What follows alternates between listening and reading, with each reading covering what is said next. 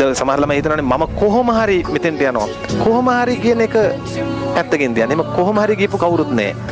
හැමෝම වර්තමානයේ හොඳට වැඩ කරලා තමයි එතෙන්ට ගියේ. එහෙනම් ඔය දරුවෝ හිතන්නේ මෙහෙම මම වැඩ කළොත් මං එතෙන්ට යනවා. ඒකයි හිතන්න ඕන. අපේ ළමයින්ට පැටලෙන තැන් කොහොම හරි යනවා නෙමෙයි. එහෙම යන්න බෑ. එහෙම කොහොමද යන්නේ? හිතන්න ඕන කොහොමද? මම දැන් වැඩ කළොත් මම එහෙනම් ඔය දරුවෝ ප්‍රශ්නේ එන ගානේ කොහොම හරි කරලා හොද්දට වැඩ ටික කරන්න.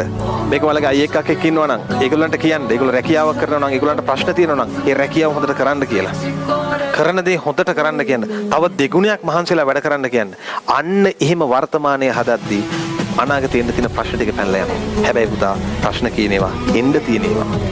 ප්‍රශ්න කියන්නේ ඔක්කොම ආපු ඒවා නෙමෙයිනේ එන්න තියෙනේවා. එන ගානේ අරක හිතන්න. මට මේ ආවේ එක ප්‍රශ්නයක් විතරයි. තව එන්න පුළුවන්.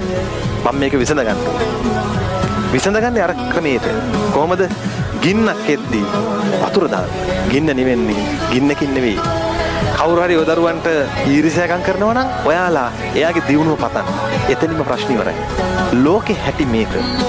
මිනිස්සු එකතු වුණොත් වෙන් වෙන්නවා කියලා නිතර හිතන්න. මිනිස්සු ඉපදුනොත් මැරෙනවා කියලා නිතර හිතන්න.